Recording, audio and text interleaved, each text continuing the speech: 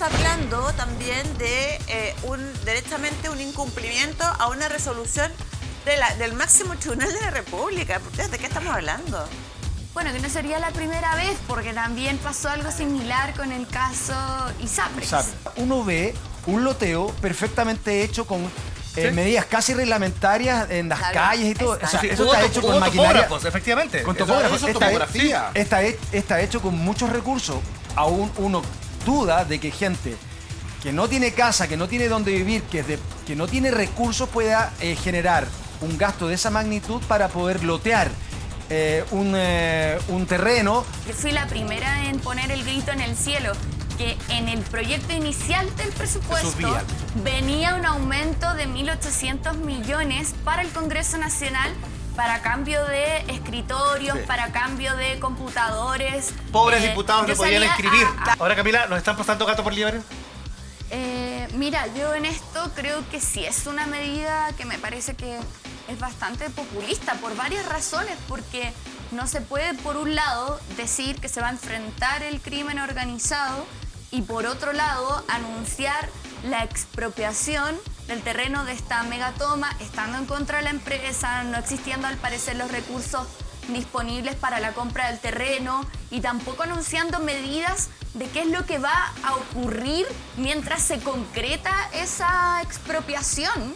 O sea, se van a desarrollar todavía estos hechos que mencionaba Gustavo de narcotráfico, o sea, y de otros también delitos que se tienen que producir en contextos de megatoma. Entonces, yo creo que se está dando una señal contradictoria, porque en el Congreso nosotros en 2023 incluso aprobamos la nueva legislación en materia de usurpación. Entonces, si se dan señales hacia un lado, a salir anunciando justo en un contexto por una fecha, ¿verdad?, que es la Navidad, porque es como una mala foto el hecho de que queden muchas familias sin poder pasar una Navidad bajo un techo. Yo creo que hay ahí como una contradicción y uno esperaría del Estado una respuesta más sólida que tiene que ver con la política habitacional, que es lo que decía Javier.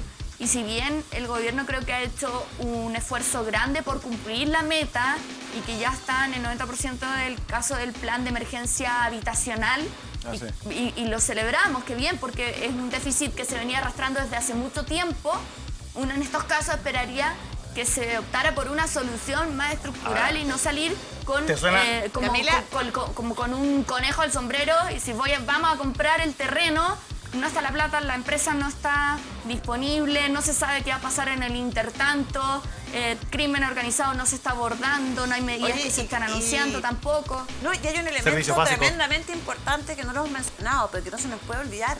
Hoy, 4 de diciembre, se cumplía y se cumple el plazo ordenado ni más ni menos que por la Corte Suprema para hacer este desalojo. Y que la empresa ya compró todo para acercar, gastó esa plata y que hoy día no puede cumplir con esa tarea porque efectivamente tiene que esperar que salgan en el diario oficial para tener 30 días recién. O sea que estamos hablando también de derechamente un incumplimiento a una resolución del máximo tribunal de la República. ¿De qué estamos hablando? Bueno, que no sería la primera vez, porque también pasó algo similar con el caso ISAPRES. Yo quiero recordar, agradezco no haber sido parte, y digo le agradezco a mi conciencia. Yo le agradezco a Felipe Coronado que me recuerda a Sema Chile también, que hay mucho terreno pendiente ahí. El grupo de parlamentarios que terminaron a través de una ley invalidando lo que decía una sentencia del máximo tribunal de nuestro país. Yo creo que no podemos, ni siquiera los parlamentarios, tratar de pasar por encima de la justicia, así como tampoco de nada. Podría tratar de hacerlo el gobierno. Entonces, cuando uno fija como criterios, tiene que ser consecuente con eso. Si vamos a decir, respetamos los fallos judiciales, bueno, respetémoslo en todos los ámbitos, respetémoslo respecto de lo que fue la ley de ISAPRES, que se pasó por encima de una sentencia de la Corte Suprema, respetémoslo en este caso también de la expropiación de la megatoma de San Antonio. El gobierno no puede pasar tampoco por encima de una sentencia de la Corte Suprema. Que el gobierno está pensando que esa gente no va a pasar Navidad, va a pasar la Navidad en la calle. Yo creo que no es la preocupación. Es que no es la foto que quiere el presidente Boric. Y tampoco es que le esté haciendo contracampaña a Janet Jara, que lo hace, pero en el fondo, yo de verdad, lo digo a título personal, siento que aquí nos estamos desbarcando de un problema. Es tratar de terminar. Yo quiero terminar mi año, mi gobierno en paz y me siento mientras espero que alguien haga algo por esa pobre gente. Suena así de feo, suena así de horrible. Y finalmente yo creo que es una pésima señal, bien lo dice Camila, porque estamos validando todas esas incivilidades. Y no solo incivilidades, sino que crímenes que se cometen dentro de esas tomas. Y aparte, un detalle también que creo que no lo hemos mencionado acá, y lo mencionó en parte Javier. Ojo, ¿qué pasa con la injusticia frente a las cientos y miles de personas que sí toman el camino correcto, que sí están ahorrando, que postulan un subsidio, que no se toman un terreno, porque tomarse un terreno es un delito, es usurpación de un bien inmueble, y que hacen las cosas de manera correcta? Entonces la señal, ¿sabes cuál es? Oye, mejor tómate un terreno. Existen gestores, asesores de tomas, porque lo hemos visto en reportajes de televisión. Sicarios. Y el mensaje que se da también es tremendamente nefasto para aquellas familias que sí están esperando y que sí hacen la fila. Yo quiero puntualizar algo. Lo que ha dicho Bárbara introdujo un elemento que uno lo ve cuando a uno le piden algún tipo de orientación los comités de vivienda. Hay mucha gente que se queda sin casa porque hay personas que ya tienen casa en sus grupos familiares que vuelven a postular de manera indirecta. Entonces aquí yo creo que si la Contraloría se mete en la forma de asignación de los subsidios y la asignación de viviendas sociales, se va a encontrar probablemente con duplicación o triplicación de viviendas sociales entregadas a un mismo grupo familiar. Por lo tanto, dejando fuera gente que realmente está tratando de obtener su primera vivienda. Y en el caso particular de la megatoma de San Antonio llama la atención, cuando se hace se hace el paneo, la vista desde arriba, uno ve un loteo perfectamente hecho con medidas casi reglamentarias en las calles y todo. Eso está hecho con maquinaria. Efectivamente. Con topógrafos. Está hecho con muchos recursos. Aún uno duda de que gente que no tiene casa, que no tiene dónde vivir, que no tiene recursos pueda generar un gasto de esa magnitud para poder lotear un terreno de la forma en que se ha hecho en la megatoma. Y por eso que llama mucho la atención que no se haga una investigación y que el Estado permita que eventuales grupos de narcotraficantes o delictuales pongan la plata para hacer este tipo de tomas con objetivos, evidentemente, objetivos delictuales, digamos. O sea, lo que se pretende ahí es tener un espacio donde los tipos puedan torturar, matar, tener bodegas de droga, etcétera, etcétera, etcétera. Entonces, la verdad de las cosas que llaman la atención la inacción del Estado. Y a mí me llama la atención lo que dijo hoy día el ministro, que de alguna manera es concordante con lo que decía Chejón ayer, de que no hay plata para el presupuesto para comprar este terreno. Sí. Y es que él argumentaba y señalaba que la forma en que se iban a comprar era con la plata de las cooperativas y de la gente. Y yo me pregunto, la gente, o sea, yo he asesorado comités de la vivienda donde la gente le cuesta juntar 30 UF en años. Y esta gente va a juntar una cantidad monstruosa de plata para comprar ¿quién la va a poner? Entonces, Gustavo, lo que pasa es que a ver si no hay plata ahora y no va a haber plata después. Exacto. Ojo con esto, porque esto es bien fundamental. Lo que hay detrás de estas tomas no es gente de escasos recursos. Digamos las cosas como son, la mayoría no es gente de escasos recursos. Es gente que tuvo plata para comprar el terreno en el loteo y para construir la casa. Distinto a muchos comités de vivienda y la segunda casa. Y otros campamentos. Y a otros campamentos. Y estos son los mismos que tienen una casa de veraneo en un terreno en el fondo, en el norte. Fíjate que el otro día, no hablamos de encuestas, pero sí hablamos de algunos antecedentes del fondo un poquito más económicos con Alberto Mayol. La dinámica del norte de Chile es una dinámica... ¿Usted le cree todavía a Alberto Mayol? No, pero si no matemos el mensaje porque queremos matar al mensajero, pues no. Pero hay un estudio hecho por Techo para Chile, y lo conversábamos, respecto al nivel de ingresos de las familias de las tomas del norte. Y sabes tú que el nivel de ingresos en muchos casos, el nivel de ingreso familiar supera el 1.700.000, 1.800.000 pesos. Y el arriendo allá es más barato que en cualquier otra región. O sea, pero Andrés, si no es que no hay arriendo. Es que pagaron 5 millones de pesos por un terreno en una toma, se construyeron una casa de material sólido, no pagan contribuciones, no pagaron nunca el terreno, Así es. Y obviamente tienen arranque de electricidad, arranque de agua. Colgados, Y colgados. efectivamente y construyen Ahora. casas de buena magnitud. Y esa es una... Ojo, por eso mismo hablo.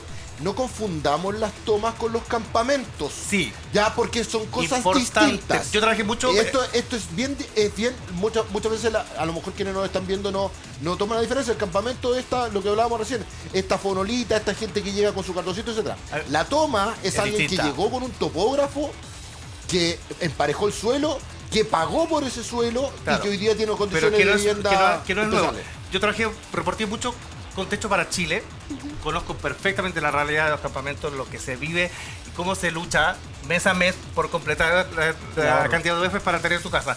Muchos de esos campamentos lograron tener finalmente su vivienda social. Ahora, esta historia no es nueva, lo sabemos. Esto no es culpa de Gabriel Boric, esto no es culpa de este gobierno.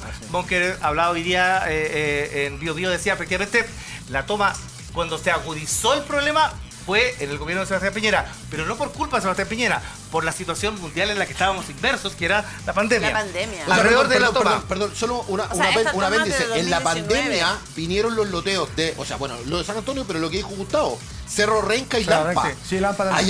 Y ahí hubo una explosión de tomas. Esta Oye, toma ¿qué? es del 70, de Sí. 1970. ¿Cuál? Atención con este dato, la toma de San Antonio. Toma de San Antonio es desde 1970, están instalados ahí en el Cerro del Carmen. De hecho, la entrevista acá a una señora que dice que tiene 89 años, ella llegó ahí cuando tenía 12 y ya había tomas. Entonces, esto se empezó a regularizar en el 2003. El Estado, a través del programa Barrio, trató en el fondo y trató de solucionar el problema. ¿Qué pasó? Que se transformó en un gueto fuerte el año 2020, cuando Exacto. empezó la pandemia. Muchos de los que tienen tomas en esa zona, porque no es una toma, Son varias. son muchas. Sí. Muchas de esas tomas Sí. están tomadas precisamente Están por los hijos de sectorizadas. poblaciones, Exacto. de los vecinos de las poblaciones de San Antonio, y los que manejan esas tomas, los dirigentes de las juntas de vecinos, son los mismos que venden droga. Por lo tanto, este rubro, que no es un rubro, es un delito, nadie interviene porque saben que nadie que entre ahí a tratar de controlar va a salir entero. Y me, Eso es lo que gustaría, dicen. y me gustaría aportar un dato más y recordar algo, porque claro, es muy buena la distinción que hace Javier respecto del campamento y la toma. Esto se agudizó con el fenómeno, o sea, con la pandemia sin duda.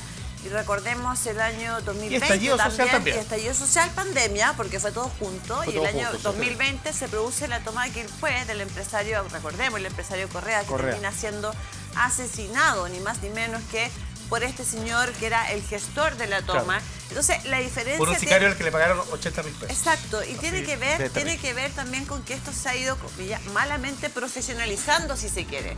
Esto ha ido tomando otros ribetes. Ya no es la inocencia, efectivamente, de la gente que está en una situación económica paupérrima y que necesita un lugar literalmente donde parar 4 palos y perdóname la expresión, y un par de cartones. No, estamos hablando de lo que dice Javier. Y ese es el problema hoy en día, que Pero mira, porque siempre han existido. Camila, se aprobó el presupuesto de 2026. Efectivamente, Sí. ya se cerró. Sí, se cerró. La plata, por lo tanto, si no hay plata hoy día para pagar esos terrenos, tampoco va a haber plata el próximo año para pagar esos terrenos. ¿Cómo se soluciona? Estuvo en la mesa la situación de las tomas al momento de revisar el presupuesto, porque entiendo que la Fundación Salvador Allende le restaron plata, Identidad de Género le restaron plata, pero el Congreso siguió con la misma plata. Los diputados se quedan con los bolsillos No, no al los tocaron. contrario, de hecho, lo que tuvimos que frenar, y que fui la primera en poner el grito en el cielo, que en el proyecto inicial del presupuesto subía el presupuesto. venía un aumento de 1.800 millones para el Congreso Nacional, para cambio de escritorios, Sí. para cambio de computadores. Pobres diputados yo no podían salía escribir. o sea, decir públicamente esto Cuando es un escriben. escándalo, Claro. todos debiésemos Voy a rechazarlo. contar una anécdota. Se rechazó por muy poquitos votos, quiero que lo revisen. Es importante que ustedes sepan también quienes no avalamos ese tipo de gasto innecesario, menos cuando tenemos funcionarios de la salud que nos dicen: yo me tengo que llevar mi silla al consultorio. ¿Quiénes hicieron No la tengo- diferencia? ¿Tú quién más votó en contra de ese alza del presupuesto del Congreso? Yo voté en contra, votó en contra también el diputado Bianchi, que es mi colega por lo tanto sé cómo vota porque se sienta al lado Porque la mío. mira más larga, le Fui- revisa. y fuimos muy poquitos los que rechazamos ese aumento, porque la prioridad hoy día en el ámbito de No son los muebles. escritorios y renovaciones de Por supuesto. licencia y de computadores no es el Congreso, está en la salud pública. Está, que pidieron y que al final se terminó restituyendo esto del programa de los adultos mayores, que fue una tremenda discusión que se dio en presupuesto. Sí, pues. Pero elementos como este no estuvieron presentes porque la verdad es que el manejo del presupuesto fue bien caótico y a nosotros los diputados, a diferencia de otros años, nos dejaron con poca opción de presentar indicaciones. Lo porque acusó como la se rechazó prensa. todo,